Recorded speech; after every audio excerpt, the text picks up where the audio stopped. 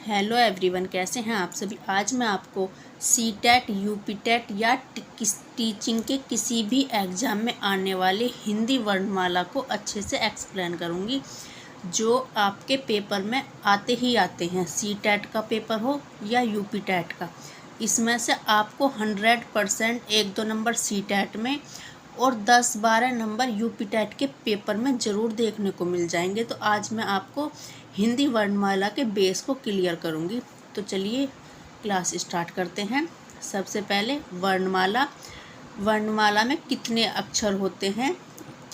वर्णमाला में कुल 52 अक्षर होते हैं, जो अलग अलग पार्ट में डिवाइड होते हैं। अब ये यूपी टेट या सी टेट के पेपर में इस तरीके से पूछे जाते हैं कि ए, आ, ई, बड़े से ई की उल्लू, रसरीसी, ए से एड़ी, ये कौन से उसमें आते हैं, यानी इनको क्या बोला जाता है। स्वर बोला जाता है या अयोगवाह बोला जाता है या व्यंजन बोला जाता है, इनको क्या बोला जाता है। तो चलिए आज मैं आपको यही समझाती हूँ कि ऐ से अनार, आ से आम, छोटी से इमली, बड़ी से ईख, छोटे से उल्लू, बड़े से ऊन, रै से ऋषि, ए से एड़ी, ऐ से ऐनक, ओ से ओखली, ओ से औरत, अंग से अंगूर, अड़े खाली, ये सब किस उसमें आते हैं। तो ए अनार से लेकर ओ से ओखली तक के अक्षर स्वर के अंदर आते हैं, ठीक है। अब अंग से अंगूर, अणे खाली, ये अयोगवाह के अंदर आते हैं, ठीक।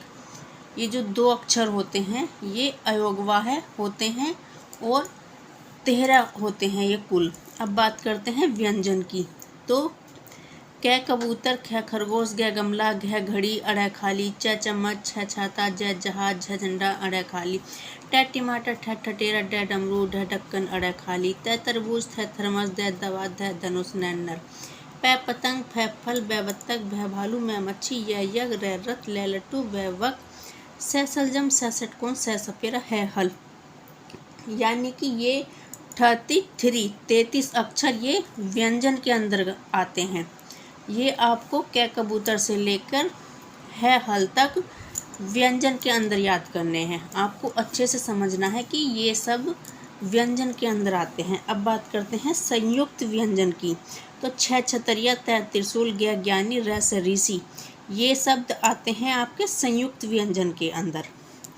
अब बचे 2, ये डे और अड़े, ये होते हैं अतिरिक्त वर्ण, ये होते हैं अतिरिक्त वर्ण के अंतर्गत आते हैं। ये हो गया सारा आपका वर्णमाला। अब आपके पेपर में ये इस तरीके से पूछे जाते हैं कि ए से एड़ी, ऐ से ऐनक, ये क्या होते हैं, ये किसके अंतर्गत आते हैं। तो ये आएंगे स्वर के अंतर्गत। अब कै कबूतर, ख खरगोश, ग गमला, घ घड़ी, अण खाली, ये किसके अंतर्गत आएंगे, ये आते हैं आपके व्यंजन के अंतर्गत, ठीक। अब वो बोलेगा पेपर में कि संयुक्त व्यंजन किसे कहते हैं। तो छ छतरिया, तै त्रिशूल, ज्ञ ज्ञानी, र से ऋषि, ये होते हैं आपके संयुक्त व्यंजन।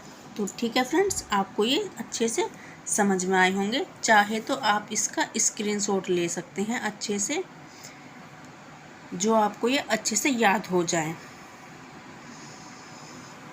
तो चलिए इसको और भी अच्छे से एक्सप्लेन करेंगे। एक टॉपिक इसका रह चुका है, वो आपको दूसरी वीडियो में मिल जाएगा।